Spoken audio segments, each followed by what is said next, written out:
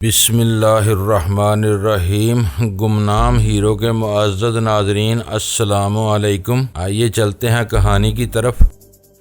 ہمارے قدموں کی آہٹ پا کر وہ پلٹا اور ویرا کو دیکھتے اس نے خوش آمدانہ انداز میں اپنی باچھیں پھیلا دی۔ الو کا پٹھا مجھے دیکھ کر یوں مسکرا رہا ہے جیسے میرا برسوں پرانا دوست ہو۔ ویرا منہ بنا کر بڑبڑائی، پھر اس ہونک کو یکسر نظر انداز کر کے سلطان شاہ سے مخاطب ہو گئی۔ تم اس ناہنجار کو کیا سمجھانے کی کوشش کر رہے ہو؟ یہ تمہارا بیجا کھا جائے گا اور کچھ سمجھ کر نہیں دے گا۔ بھوک چمک اٹھی ہے، میں اسے بتانا چاہ رہا تھا کہ تم دونوں کے آتے ہی کھانا لگا دیا جائے، اتنی سی بات اس کی سمجھ میں نہیں آ رہی، سلطان شاہ نے بے بسی سے کہا۔ اس دوران میں نے دیکھ لیا تھا کہ ہمارے جملہ ہتھیار جوں کہ تم موجود تھے، اب ہم آ ہی گئے ہیں تو مختصر بات کرو۔ یہ کہہ کر ویرا اس شنگاری کی طرف بڑھی۔ اس نے داہنے ہاتھ سے لقمہ منہ میں لے جانے کی اداکاری کرتے ہوئے بائیں ہاتھ سے کسی کو بلانے پر پرزور اشارہ کیا اور وہ شخص تفہیمی انداز میں سر ہلا کر پھرتی سے واپس چلا گیا۔ کمال ہے، سلطان شاہ نے خود کلامی کے انداز میں کہا۔ یہی بات میں سمجھا رہا تھا تو وہ اود بلاؤ کی طرح حیرت سے میرا منہ تک رہا تھا اور اب کسی سعادت مند ملازم کی طرح دوڑتا ہوا گیا ہے۔ آدمی کی بات ہوتی ہے، لیکن مجھے دکھ ہے اس بات کا کہ اس وقت غزالہ ڈارلنگ مجھ سے ناراض ہے۔ وہ بے تکلفانہ انداز میں غزالہ کے بستر پر ہی بیٹھ گئی۔ بعض اوقات یہ ہلکے پھلکے مذاق کو بھی برداشت نہیں کر پاتی، یہ اس کی بہت بڑی کمزوری ہے۔ مجھ سے الجھنے کی کوشش مت کرو، غزالہ کسی کٹخنی بلی کی طرح گررائی۔ تم بولنے پر آتی ہو تو تمہیں پتہ ہی نہیں چلتا کہ تم کب مذاق کی حدود کو پھلانگ کر دل آزاری پر اتر آئی ہو۔ میں شرمندہ ہوں۔ ویرا دونوں ہاتھوں سے اس کے پاؤں دابنے لگی۔ مجھے معاف کر دو، کبھی کبھی میری کھوپڑی واقعی بے قابو ہو جاتی ہے۔ تم کراچی پہنچ کر مجھ سے بدلہ لے لینا، لیکن یہاں غصہ تھوک دو۔ غزالہ بے بسی سے ہنس پڑی۔ تمہاری ڈٹائی کا مقابلہ کرنا بہت مشکل ہے۔ باہر مسٹر گشت کرتے ہوئے ہمیں ایک کمرے میں دھواں خارج ہوتا ہوا نظر آیا تھا، لیکن فضا میں گوشت بننے کی اشتہا انگیز خوشبو مفقود تھی۔ کھانا آیا تو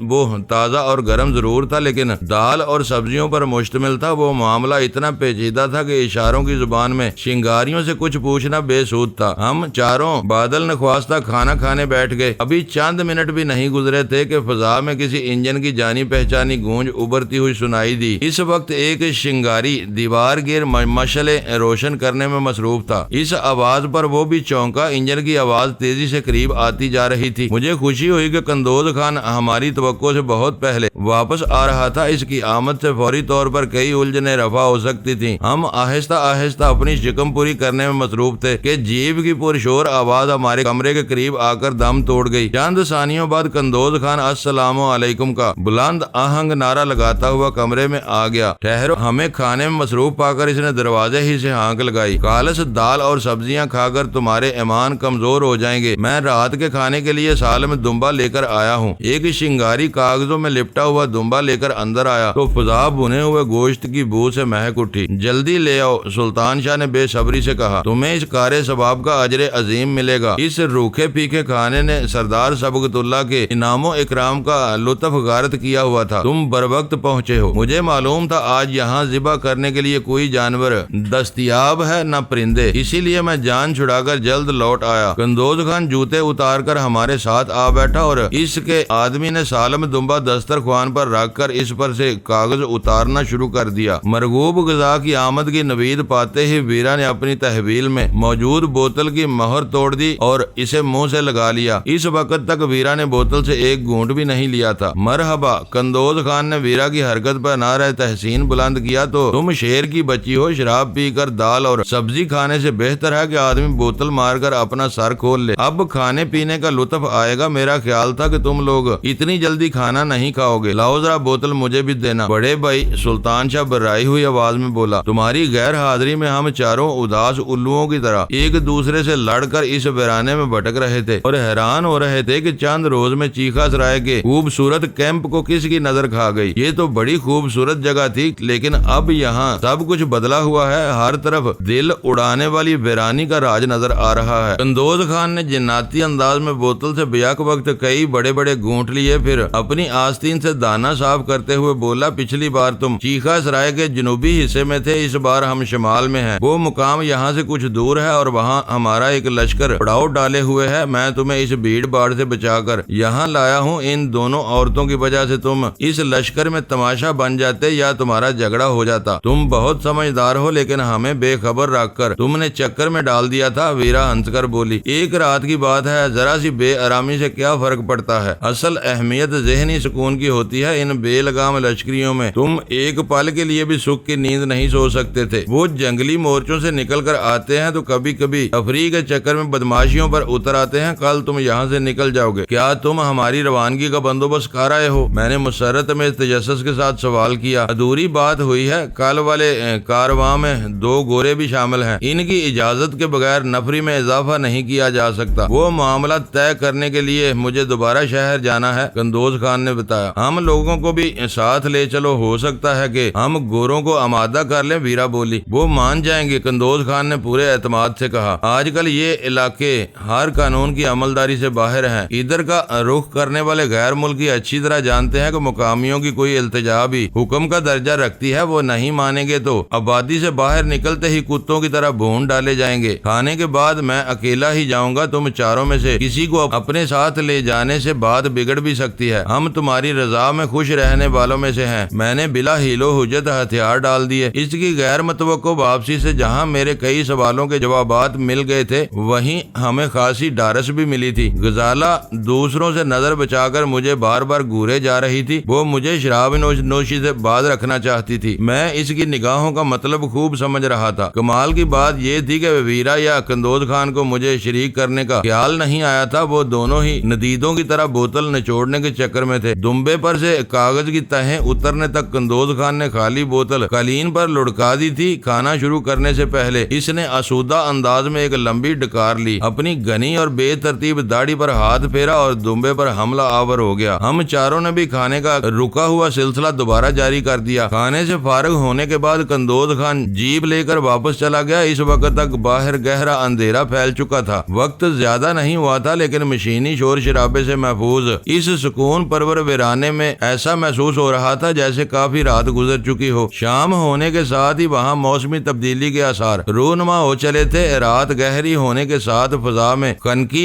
बढ़ती जा रही थी। हमने खिड़कियां बंद कर दी ताकि बाहर का मौसम हम लोगों पर ज्यादा असरअंदाज न हो सके। खाने के बर्तनों की वापसी के बाद सुल्तान शाह ने दरवाजा भी बंद कर दिया। हम चारों अपने अपने बिस्तरों पर दराज थे। प्रोग्राम के मुताबिक मुझे बेदार रहकर चौकीदारी करनी थी, लेकिन मेरे साथ साथ वो तीनों भी जागते रहे। कुछ देर बाद सब ने महसूस किया कि खिड़कियां और दरवाजे बंद होने की वजह से मशल के खाम ईंधन का कसीफ धुआं कमरे में घुट कर नागवार असरात मुरतब कर रहा था। मैंने 20 राउंड वाला मैगजीन चेक करके अपनी भरी हुई क्लाशन को अपने और सुल्तान शाह के गद्दों के दरमियान में इस तरह छुपा ली कि अंधेरे में हम दोनों किसी दिक्कत के बगैर इस तक रसाई हासिल कर सकें। फिर मशल गुल कर दी गई। कमरे में घूर अंधेरा फैल गया। मैंने इसरार किया कि वो लोग मेरी फिक्र किए बगैर आराम से सो जाएं, लेकिन इनमें से किसी को नींद नहीं आ रही थी। मैंने इनका ज़हनी तनाव दूर करने के लिए धीमी आवाज में वजाहत की कि हम लोग किसी हकीकी खतरे से दो चार नहीं थे, बल्कि गैर यकीनी हालात की वजह से खुद को खतरात में गिरा हुआ महसूस कर रहे थे। हमें शिंगारियों पर भरपूर एतमाद होता तो किसी को भी फिक्रमंद होने की जरूरत नहीं थी। अंधेरे में सुल्तान शाह की आवाज उभरी, बाहर 3 शिंगारी मौजूद हैं। ये इनका इलाका है। असूलन तो इनकी मर्जी के बगैर परिंदा भी यहाँ पर नहीं मार सकता। मुश्किल ये है कि तुम इन पर एतमाद खो बैठे हो, इसी वजह से सब मुतफक्कर हो। मैं खामोश रहा। इस वक्त के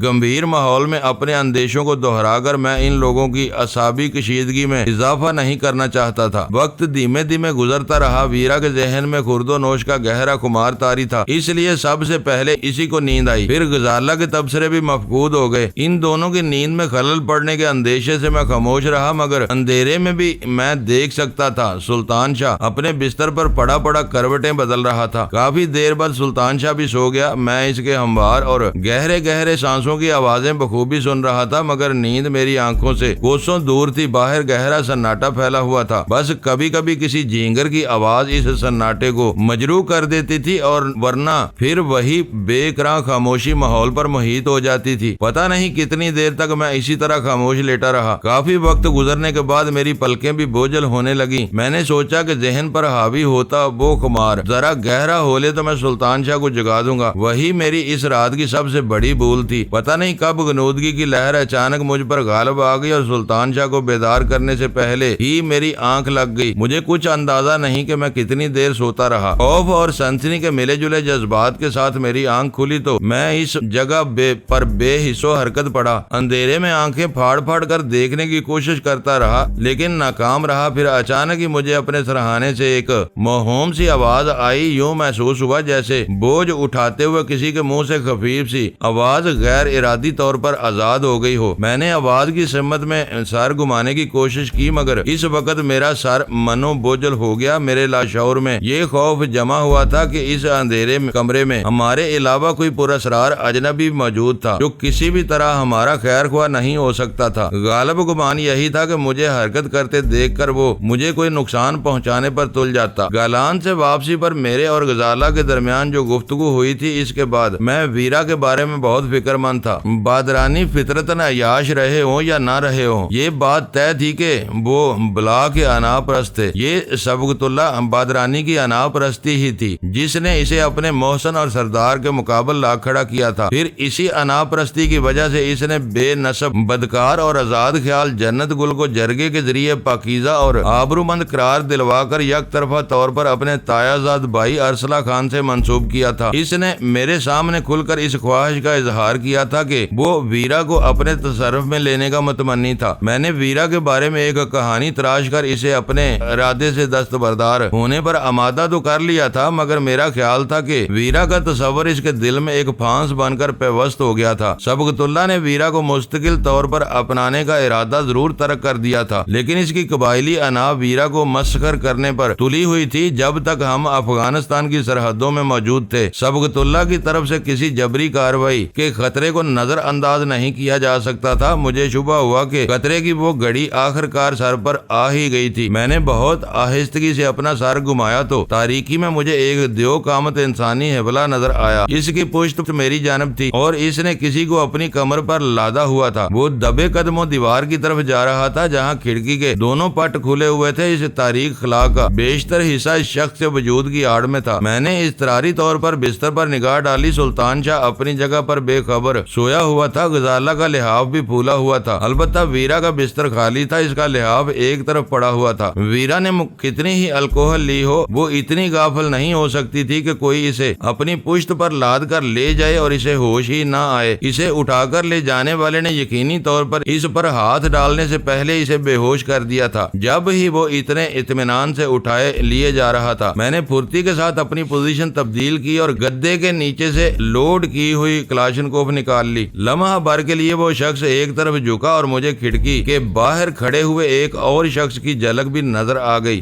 باہر اندھیرا ضرور تھا لیکن تاروں بھرے آسمان کے سائے میں مجھے اس کے خد و خال بھی نظر آ گئے۔ میں یہ دیکھ کر چونک پڑا کہ وہ میرے لیے اجنبی نہیں تھا، اسے میں سبقت اللہ کے حواریوں میں دیکھ چکا تھا۔ اس کا مطلب یہ تھا کہ ویرا کو اٹھا لے جانے والا اکیلا نہیں تھا، اس کے ساتھی کو میں دیکھ ہی چکا تھا۔ یہ بھی ممکن تھا کہ باہر مزید آدمی موجود رہے ہوں۔ ویرا کو ایک بار کھڑکی سے باہر پہنچا دیا جاتا تو اسے کسی بھی صورت بازیاب نہیں کرایا جا سکتا تھا۔ میری کلاشنکوف میں 20 راؤنڈ والا میگزین چڑھا ہوا تھا مگر باہر کی صورتحال غیر یقینی تھی، راؤنڈز کے استعمال میں کفایت ناگزیر تھی۔ میں نے اپنی رائفل کا خودکار بٹن کھسکائے بغیر نال سیدھی کر کے ویرا کو لے جانے والے شخص کی ٹانگوں کا نشانہ لیا اور ٹریگر دبا دیا۔ ایک دھماکے کے ساتھ وہ شخص کراہتا ہوا قالین پر ڈھیر ہو گیا۔ میرے فائر کرتے ہوئے میرا حریف بالکل بے خبر تھا۔ میں چاہتا تو پشت سے اس کے اوپری دڑ پر گولی چلا سکتا تھا لیکن وہ متحرک تھا اور اندیشہ یہ تھا کہ نشانہ خطا ہونے کی صورت میں ویرا بری طرح زخمی نہ ہو جائے۔ میں نے لمحوں میں فیصلہ کر کے اس کی کوئی ٹانگ بری طرح ادھیڑ ڈالی تھی۔ اس کے گرتے ہی کھلی ہوئی کھڑکی پوری طرح میری نظروں میں آ گئی۔ فائر اور اپنے ساتھی کی دردناک کراہ سن کر باہر والا استعاری انداز میں کھڑکی کے راستے اندر کودنا چاہ رہا تھا کہ میں نے اس پر بھی گولی چلا دی۔ اس بار میرا نشانہ خطا ہو گیا مگر ایک فائدہ ہوا کہ وہ اندر آنے کی بجائے خوف زدہ ہو کر باہر کی طرف گر گیا۔ پھر باہر کی فضا کئی پے در پہ فائروں سے لرز اٹھی۔ باہر والے نے جھنجھلاہٹ میں شاید اپنے پستول کا پورا میگزین ہوا میں خالی کر دیا تھا۔ میں نے یہ بات خاص طور پر نوٹ کی کہ باہر کا رد عمل بہت محدود تھا۔ اس کا ایک ہی مطلب تھا کہ کہ وہ ہمارے مقابلے میں ان دونوں کے علاوہ کوئی تیسرا متنفس نہیں تھا۔ سلطان شاہ پہلے فائر کے ساتھ ہی ہڑبڑا کر بستر سے نکل پڑا تھا اور اندازے سے اس طرف جھپٹا تھا جدھر ہمارے باقیہ بھرے ہوئے ہتھیار رکھے ہوئے تھے، لیکن مجھے اس بات پر سخت حیرت تھی کہ باہر سے جوابی فائرنگ ہونے تک غزالہ نے کوئی جنبش نہیں کی تھی، نہ ہی وہاں رہنے والے تینوں شنگاریوں کا کوئی رد عمل سامنے آیا تھا۔ میں نے اپنی جگہ چھوڑ کر اپنے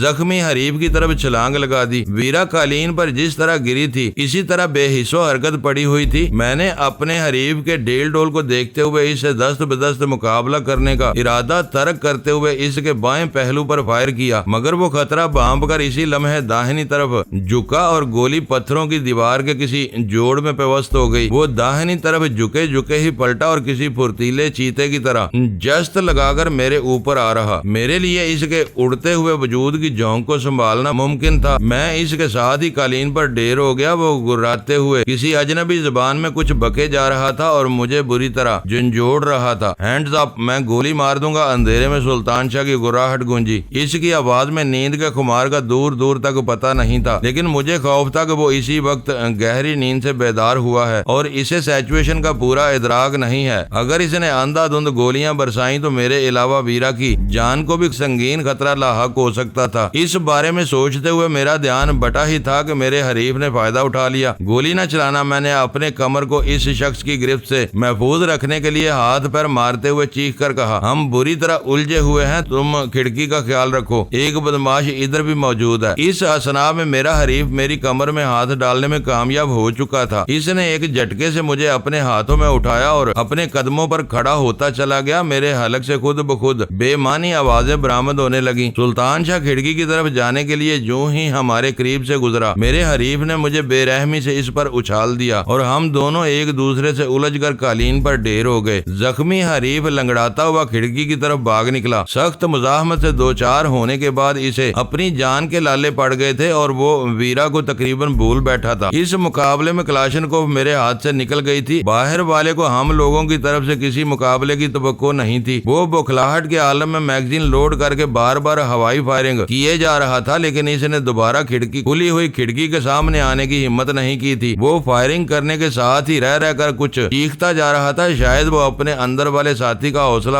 بڑھانے اور اسے ہدایت دینے میں مصروف تھا۔ جب تک میں سنبھل کر اپنے حریف کی طرف لپکا، وہ کھڑکی تک پہنچ چکا تھا۔ رک جاؤ ورنہ میں گولی مار دوں گا، میں نے خالی ہاتھ ہونے کے باوجود چیخ کر اسے دھمکی دی۔ وہ اردو سے ناواقف تھا یا پھر اس پر اپنی جان بچانے کی دھن سوار تھی کہ وہ کسی زخمی درندے کی طرح گراتا ہوا دیوار پر ہاتھ ٹکا کر اچھلا اور پھر کھلی ہوئی کھڑکی کے خلا سے گزرتا ہوا باہر اندھیرے میں کود گیا۔ اچانک کچھ فاصلے سے کسی کی خوابیدہ آواز گونجی۔ الفاظ نامانوس تھے مگر لہجہ استفسار طلب تھا۔ شاید باہر والے تینوں شنگاریوں میں سے کسی کو ہوش آ ہی گیا تھا، لیکن وہ مداخلت بے سود تھی۔ اس وقت تک سنگلاخ زمین پر دو افراد کے دوڑتے ہوئے قدموں کی آوازیں کافی دور جا چکی تھیں۔ یہ کیا ہو رہا تھا؟ سلطان شاہ میرے عقب میں آ کر میں نے منایا۔ فطری اور غیر ارادی رد عمل کا جوش فرو ہوتے ہی اس پر فکر اور تشویش غالب آ گئی تھی۔ شاید وہ کچھ خوف زدہ بھی ہو گیا تھا۔ میں نے پلٹ کر دیکھا تو اس کے داہنے ہاتھ میں کلاشنکوف دبی ہوئی تھی۔ میں نے ہاتھ بڑھا کر وہ اپنے قبضے میں لے لی۔ یہ مجھے دے دو اور تم مشلیں روشن کرو، میں ابھی آتا ہوں۔ وہ اندھیرے میں ہے، ہم نے ذرا بھی روشنی کی تو وہ ہمیں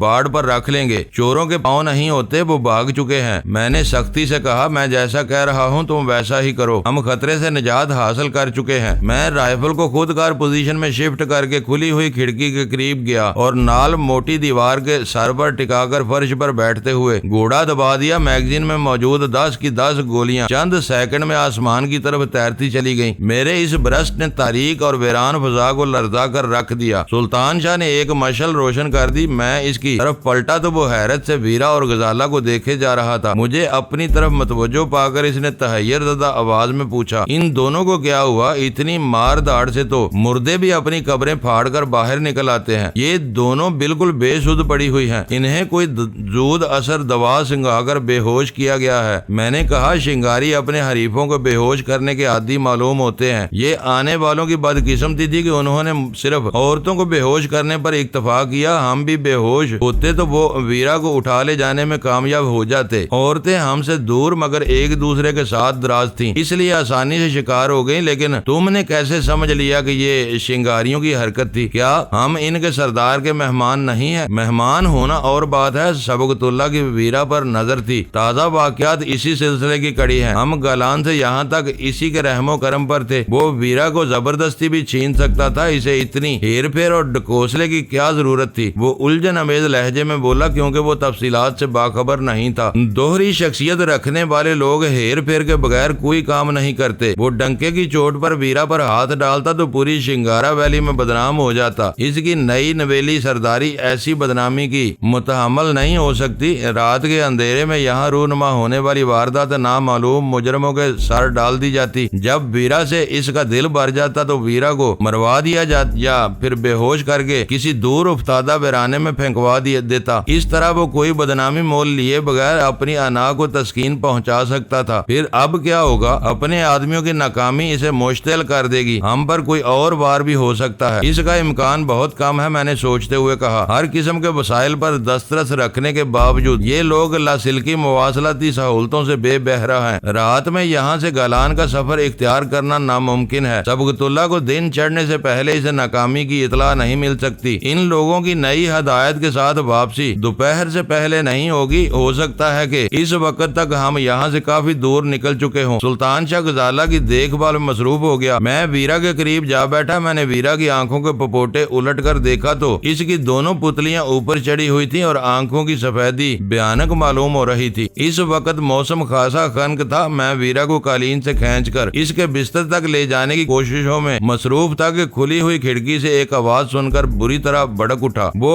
وہیں مقیم شنگاریوں میں سے ایک تھا اور ہم سے کچھ پوچھ رہا تھا۔ غالباً اس نے بند دروازے پر تباہ آزمائی کے بعد روشن کھڑکی کا رخ کیا تھا۔ میں نے ویرا کو چھوڑ کر غصیلی نظروں سے اس کی طرف دیکھا۔ ہوا سے ہولے ہولے بھڑکتی ہوئی مشعل کی روشنی براہ راست اس کے چہرے پر پڑ رہی تھی۔ میں اس کی بڑی بڑی آنکھوں میں تیرتے ہوئے کمار کے سرخ ڈورے بآسانی دیکھ سکتا تھا۔ میں نے اسے اندر آنے کا اشارہ کیا اور وہ کھڑکی سے گزر کر اندر آ گیا۔ اس کے ساتھ ہی باقیہ دونوں شنگاری بھی اندر آ گئے۔ تینوں کی آنکھیں گہری نیند کے اثرات سے بوجھل ہو رہی تھی، مگر اس وقت وہ سب اسلحہ بند تھے۔ میرے اشارے پر ان میں سے ایک نے کھڑکی کے کھلے ہوئے چوبی پاٹ بند کر دیے۔ ان حرام زادوں سے پوچھو کہ جب فائرنگ شروع ہوئی تو یہ کہاں مرے ہوئے تھے؟ سلطان شاہ نے غصے سے کہا۔ اگر ہمارے ساتھ کوئی سازش ہوئی ہے تو یہ اس میں شامل نہیں تھے۔ تینوں بیچارے گہری نیند سے اٹھ کر آئے ہیں۔ ان کی آنکھوں میں اور چہروں پر حیرت کے آثار نمایاں نظر آ رہے ہیں۔ میں نے ان کا جائزہ لیتے ہوئے کہا، اندھیرے میں ان کی اندازہ ہی نہیں ہو سکا ہوگا کہ یہاں باہر کے لوگ آئے ہوئے تھے۔ میرے خاموش ہوتے ہی ان میں سے ایک شخص بولنے لگا۔ اس کا ایک لفظ بھی میرے پلے نہیں پڑ سکا۔ اشاروں اور اداکاری کے ذریعے میں بدقت تمام انہیں صورتحال سے آگاہ کرنے میں کامیابی حاصل کر سکا۔ پتہ نہیں وہ میرا صحیح مدعا ہی سمجھے یا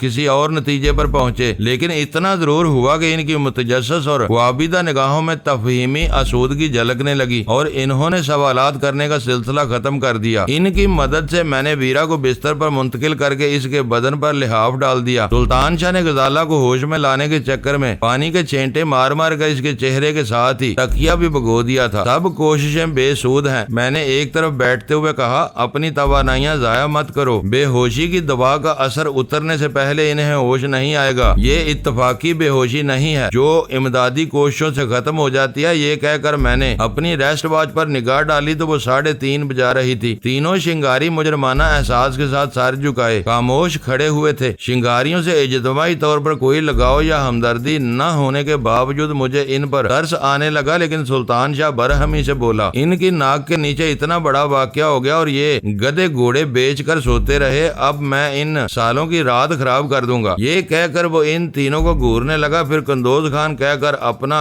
ہاتھ فضا میں ہلانے لگا۔ اس کا سوال فوری طور پر سمجھ لیا گیا۔ اشاروں کی مدد سے جو جواب دیا گیا وہ بھی قابل فہم ثابت ہوا۔ قندوز خان جیپ کے ذریعے گیا ہوا تھا اور اس وقت تک واپس نہیں لوٹا تھا۔ سلطان شاہ نے انہیں قندوز خان کی واپسی تک باہر پہرا دینے کی ہدایت دی۔ اس بار اسے کافی محنت کرنی پڑی اور پھر تینوں شنگاری دروازہ کھول کر باہر چلے گئے۔ وہ جاتے ہوئے بھی شرمسار نظر آ رہے تھے۔ چند منٹ بعد سلطان شاہ ان کا جائزہ لینے کے لیے باہر گیا اور واپس آ کر اس نے اطلاع دی کہ ان تینوں میں سے ایک دروازے کے سامنے جمع بیٹھا اور باقیہ دو کھڑکیوں کے نیچے چوکیداری کر رہے تھے۔ اب کچھ نہیں ہوگا، آخری پہر ٹھنڈ میں وہ اکڑ کر رہ جائیں گے۔ میں نے کہا، وہ مقامی باشندے ہیں، یہاں کی گلابی سردی ان کا کچھ نہیں بگاڑے گی۔ بستر کی گرمی دستیاب ہوئی تو وہ ایک مرتبہ پھر گدے گھوڑے بیچ کر سو جائیں گے، اس بارے میں تمہیں دخل دینے کی ضرورت نہیں۔ یہ کہنے کے بعد وہ دوبارہ غزالہ کے منہ پر پانی کے چھینٹے مارنے لگا۔ تم بلا وجہ اس کا منہ گیلا کر رہے ہو، سردی میں اسے نمونیا ہو جائے گا، پتہ نہیں یہ دونوں کب تک اسی حال میں پڑی رہیں گی۔ وہ پرتشویش لہجے میں بڑبڑایا۔ تم فکر نہ کرو،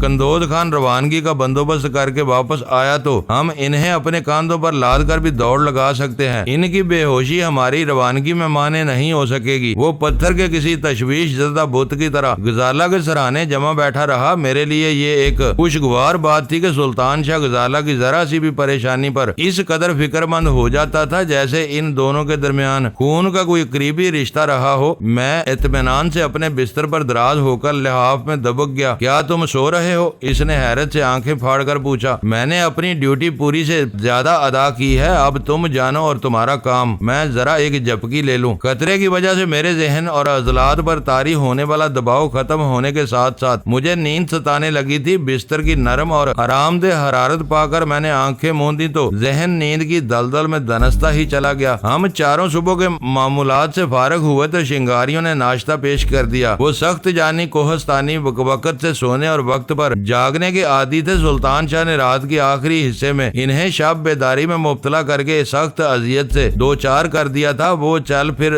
ضرور رہے تھے لیکن ان کی چال بگڑی ہوئی تھی۔ ویرا اور غزالہ کو سورج طلوع ہونے سے پہلے ہوش آ گیا تھا۔ سلطان شاہ کی زبانی رات کی کہانی سن کر دونوں ہی خوف زدہ ہو گئیں، لیکن ان میں سے کسی نے میری نیند میں خلل انداز ہونے کی کوشش نہیں کی۔ میں 8 بجے کے قریب اپنی نیند پوری کر کے ہی بیدار ہوا تھا۔ ہم ناشتے سے فارغ ہو کر باہر دھوپ میں آ بیٹھے۔ گزرے ہوئے واقعات کے بارے میں دونوں عورتوں کے سوالات کا سلسلہ جاری تھا کہ دور سے جیپ آتی ہوئی نظر آئی۔ انجن کا شور سن کر تینوں شنگاری بھی اپنے کمرے سے باہر نکل آئے اور قریب آتی ہوئی جیپ کا نظارہ کرنے میں مصروف ہو گئے۔ شنگاریوں نے بے تابی سے ہاتھ لہرا کر جیپ کو راستے ہی میں روک لیا۔ قندوز خان کچھ دیر ان سے باتیں کرتا رہا اور پھر جیپ دوڑا کر ہمارے پاس آ پہنچا۔ وہ نیچے اترا تو اس کے چہرے سے ظاہر ہو رہا تھا کہ وہ خوب گہری نیند لے کر واپس آیا تھا۔ اس کی آنکھوں کے نچلے پپوٹوں پر چھایا ہوا ورم اس کی بسیار نوشی کی کہانی سنا رہا تھا۔ میں حیران ہوں کہ پچھلی رات کسی بدماش نے پردانوں کو اٹھا لے جانے کی کوشش کی تھی۔ وہ ہمارے قریب آتے ہی غصیلے لہجے میں بولا، خدا کا شکر ہے کہ تم نے اسے کامیاب نہ ہونے دیا، ورنہ میں سردار سبقت اللہ کے سامنے سر اٹھانے کے قابل نہ رہتا۔ معزز ناظرین، لائک کریں، شیئر کریں اور کمنٹس باکس میں پاک آرمی زندہ باد، پاکستان پائندہ باد کا نعرہ ضرور درج کر کے اپنے ملک پر فخر کریں اور پاکستان کی بنیادیں مضبوط کرنے میں اپنا کردار ادا کریں۔ ویڈیو دیکھنے کا شکریہ۔ معزز ناظرین، اپنا خیال رکھیے گا اور ہمارے چینل کا بھی۔ ISI پاک آرمی زندہ باد، پاکستان پائندہ باد۔